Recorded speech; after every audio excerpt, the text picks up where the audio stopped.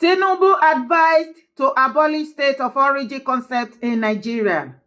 I will propose that we should remove the state of origin from our identity cards and other relevant forms. Instead, home address should be used, he said. President Bola Tinubu has been urged to abolish the concept of state origin across the country. I will propose that we should remove the state of origin from our identity cards and other relevant forms. Instead, home address should be used so that anywhere you are in Nigeria, it's a home to you. That is the dream of our founding fathers. Just like the American dream, our founding fathers also had the Nigeria dream, which they wisely put it in codes, such as national flag, coat of arms, national anthem, and pledge. Senior pastor of Good Tidings Bible Church International, Dayo Olutayo, said during a sermon at the church on Sunday in Abuja. According to Mr. Olutayo, eliminating the state of origin in Nigeria will promote national unity, and integration. The cleric said, people are tribalistic because they lack the understanding that we are one blood. Where languages were confused, that was when we began to have problems. We have to find a way to ensure we understand each other. Let the traditional rulers be given the responsibility to address certain issues. Once our ancestors are united at the traditional level, they will call their children to order. He further explained that the founding fathers of Nigeria came from the north, south, east, and west region of the country.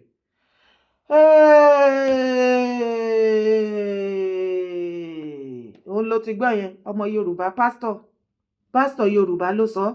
Pastor Dayo Olutayo of Good Tidings Bible Church International ní Abuja ni wọ́n ti sọ. Ẹ jọ̀ọ́, kí ló ń ṣẹlẹ̀ sí Yorùbá? Kí ló ń ṣẹlẹ̀ sí Yorùbá o, ọmọ aráyé? Kí ló ń ṣẹlẹ̀ sí Yorùbá o, ọmọ Oòduà o? Yéyéyéyé, àwa má ṣe hùn, ọ̀rọ̀ ńlá ń bẹ. Yorùbá ń para wọn nítorí owó, Yorùbá ń ṣera wọn nítorí ọlá, Yorùbá ń para wọn nítorí ipò. Wọ́n gbẹ́bi fáláre, wọ́n gbáre fẹ́lẹ́bi, wọ́n polè kó wàjà, wọ́n tún polóko wá mu. Ọgbọ́n tí wọ́n gbọ́n, ọgbọ́n àgbọ́njù, ó ti fẹ́ pa wá kú báyìí. Ṣé kò fẹ́ máa pa wá kú báyìí? Kristẹni, ẹ̀yin onígbàgbọ́, ẹ̀yin pásítọ̀ lẹ́yìn. Pastor Dayo Olutayo of Good Tidings Bible Church International, ẹ wà okay sà, ẹ wà alright sà. Ẹ máa wáyé wọn o. You see their life? Ṣe ra ayé wọn? See their life outside now, wo ayé wọn lóde. These are the set of people tí wọ́n ń pa àwọn Christian bẹ́ẹ̀ nípa mí mo bọ́ yẹn pa Christiani. Ẹ wo nǹkan tó ṣẹlẹ̀ tó bá nira ni mo pa. Ó ṣáà ní 200, more than 200 Christian. Ó kọ́ ni wọ́n dáná sun wọ́n lé ní Benue. Ìjọ orí àwọn Christian leader kan kí wọ́n vocal, kán wà vocal lé lórí. Ìjọ orí wọn kí wọ́n tara, ṣùgbọ́n wọ́n lè tara lórí ọ̀rọ̀ Israel. Ìjọ orí wọn kí wọ́n bọ́dà, wọ́n bọ́dà ìjọ tiẹ̀ support àwọn Christian gan tó wà ní Benue bẹ́ẹ̀. No, but lára àwọn pásítọ̀ wa, àwọn can leaders wa, ó lè suggest wípé kí bàbá Tinubu o, nínú gbogbo rògbòdìyàn ìjẹ ayé fìmí lákàlàkà tó fi Nàìjíríà. Ohun tí Pastor Dayo Olutayo of Good Tidings Bible Church International tí ó lè rí dá sínú gbogbo problem tó fèsì Nàìjíríà tọmọ Yorùbá lọ́wọ́, ó ní kí bàbá Tinubu kó jọ nínú ọlá àánú ẹ̀, nínú agbára ẹ̀, kó eradicate state of origin so that everybody á kàn máa claim Nàìjíríà. Kò ní sí pàmò Yíbò mọ́, ọmọ Haúsá ni, ọmọ Fúlàní ni mí, ọmọ Yorùbá ni mí, gbogbo wa wù bí wọn. Anybody ó kàn lè dé lọ́la kó claim ilé bàbá ẹ̀ pé bẹ́ẹ̀ ló ń fẹ́ wá. Ẹjọ́, ṣé wọ́n tẹ̀ ń sàsì gbogbo ọmọ Yorùbá ni? Ó dẹ̀ kan ti yí, wọ́n ti tọwọ́ lébọ̀ fún àwọn Kírísítẹ́nì Yorùbá o. Àmúsọ, alógun yìí máa jà wá. Ìwọ Ọlọ́run nìkan ló lè jẹ́ kógun yìí jà wá. Inú kan ẹlẹ́dàá wa onílẹ̀ ilẹ̀ Yorùbá mo máa pè ẹ máa ṣàánú wa. Ẹjọ́, ṣé ẹ̀fún ni ká pe ilé ni, àbí ẹ̀fún ni, àbí èdì, àbí àṣàsí, àbí àbìlù, àbí èpè? àbí kí lẹ fi torí ó ń bí mi nínú. Ní ìlú òyìnbó tá wà, ní Germany lèmi wà, ní Europe, ní inú pálí international passport, traveling passport, wọ́n á kọ síbẹ̀ ibi tó ti bí ẹ. Kò sí gbogbo nǹkan tó fẹ́ ṣe tó bá fún ẹ ní form, even ID card, everything. State of origin, ṣe rí kó jẹ́ ọmọ Nàìjíríà, kó wà nílùú, kó wá entitled sí pé o ní láti dọmọ onílùú tó apply kó fẹ́ jẹ́ become their citizen.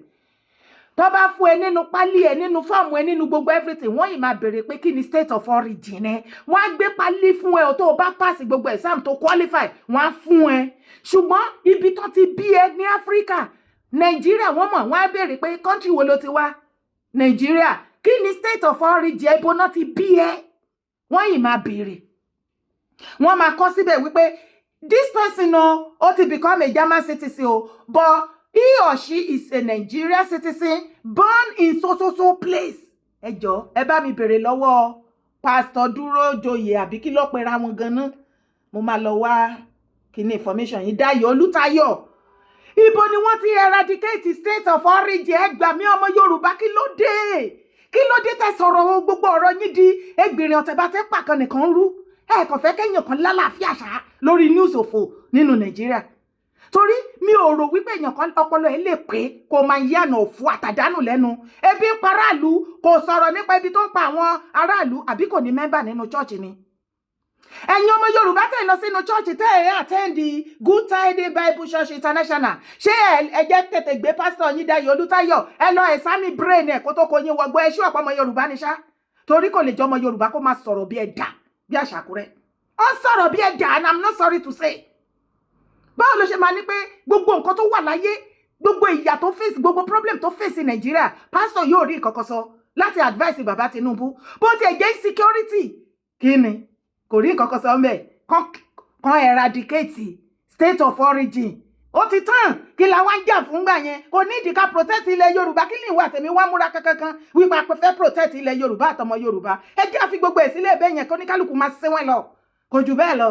Ibẹ̀ ni kọ́kọ́ là lọ yìí, ìyá àti bàbá mi inú ló bí mi díẹ̀. Ẹ má bínú. Mo mọ̀ ipá provoke yìí náà. Ẹ jẹ́ sọ bẹ́ẹ̀ o. Mo withdraw. Ibẹ̀ ni kọ́kọ́ là lọ. Ǹjẹ́ gbọ́? Ṣàdédé ni mo rí fídíò tó gé fún mi o. Náà ní àwọn ọmọ Ghanaian o. Ṣé mọ̀ wípé fídíò kan wà tí mo gbé jáde ní ìjẹta tí àwọn Ghanaian ń complain wípé àwọn ọmọ Igbo wọ́n ti ń jẹ SND Igbo ní Ghana. Wọ́n wá fi dúró ní pé ọba SND Igbo wọ́n wá láwọn tún fẹ́ gba ilẹ̀. Wọ́n náà ti fọ́ sí ìgboro báyìí o. Ni wọ́n wá ń jà, wọ́n ti ń protest o. Wípé ọmọ Igbo no. Ẹ jẹ́ á wo fídíò.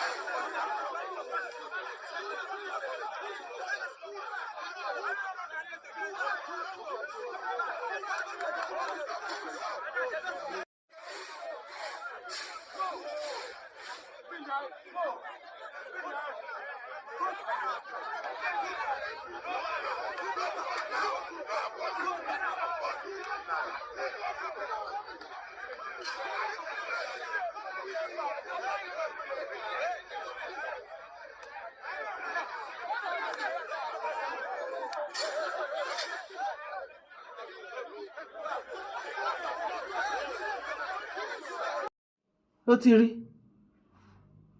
Ìjọ́ wo ni fídíò sì jáde tá à ń gbọ́ tá bá wọn gbé káàkiri.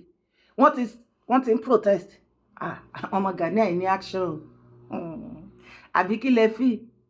Wọ́n ní action. Ìjọ́ tá bá rí ibi níbí wọlé náà fẹ́ fi ṣe. Action! Ghana, ẹ ti ṣe bọ̀kọ̀ Yomi Addo. Ẹyẹ. Mo gbé fún yín, àbọ̀ ò gbé fún wọn ni. You see, wọ́n fẹ́ defend ilẹ̀ bàbá wọn ni. Ìyẹn ló fi máa mọ̀ wípé kójú má rí bí gbogbo ara lògùn ẹ̀. Wọ́n sì ní igi gogoro má gún ni lójú láti òkèrè bẹ́ẹ̀ lèèyàn ti ń wò wọ́n fi ti wa kẹ́kọ̀ọ́ nìyẹn o wọ́n lè látara wa tó ti dogun sí wa lọ́rùn tá à ń yáta tá à ń súfèé lónìí àwọn náà ò fẹ́ yáta kán máa súfèé àbí báwo lọmọ onílẹ̀ ṣe máa díràgì ilẹ̀ mọ́ àlejò lọ́wọ́ ẹ mẹ́gbà mi o àbáwọn ọmọ Yíbò fẹ́ fi Nàìjíríà wé Ghana ni ẹ ṣí ọ̀bẹ́ pé Ghana àwọn ọmọ Yíbò yìí máa claim Amẹ́ríkà o bí tá a lọ my Igbo people ndewo you know say me I no hate una but I no go feel love una reach so tey I go come hate my people or I go love una pass my people. You know, be because you know feel love me so tey you go love your people pass. I mean, love me pass your people now. Na be the thing. Ndewo. Anekojumo rebi. Yorùbá. Ẹ jẹ́ ká pẹ̀lẹ́ gbogbo wa. A pẹ̀lẹ́. Ẹ jẹ́ a tún kíra wa. Yorùbá, a pẹ̀lẹ́. Ìyókùn Yorùbá ẹ jẹ́ ṣèdè Èkìtì sí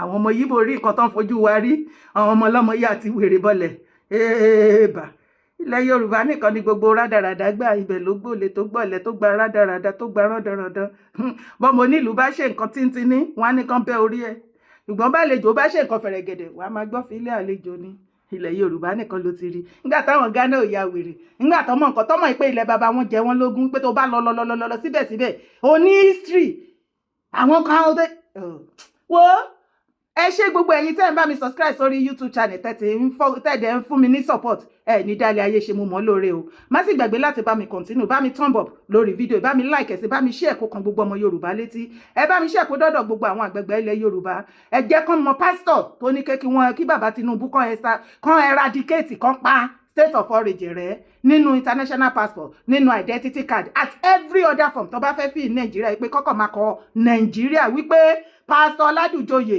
ó ti ṣáná sí láòdò ó sì ti gba ilẹ̀ Yorùbá ó ti fi tọrẹ ẹ̀yin ọmọ Yorùbá ṣé bẹ́ẹ̀ ṣe fẹ́ nìyẹn jẹ́ àpàdé níbi comment section.